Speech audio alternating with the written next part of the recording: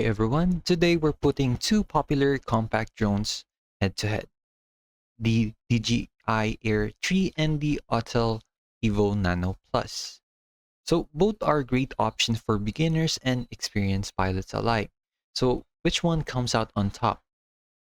So first we have the DJI Air 3, which boasts an impressive image quality with its dual primary cameras, capturing stunning photos and videos. It also has an extended flight time, omnidirectional obstacle sensing, and suit-off intelligent flight modes. The Air 3 advanced features and robust build quality make it a top contender, but it comes with a higher price tag compared to the Evo Nano Plus. Now let's take a look at the Autel Evo Nano Plus. So this drone is incredibly compact and lightweight, making it perfect for travel. It also offers an excellent image quality for its size, along with a decent flight time and obstacle avoidance.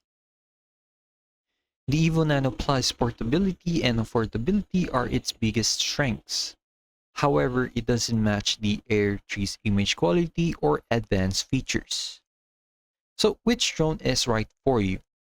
So choose the DJI Air 3 if you prioritize image quality and advanced features, while also needing a longer flight times and if you are willing to pay the premium price.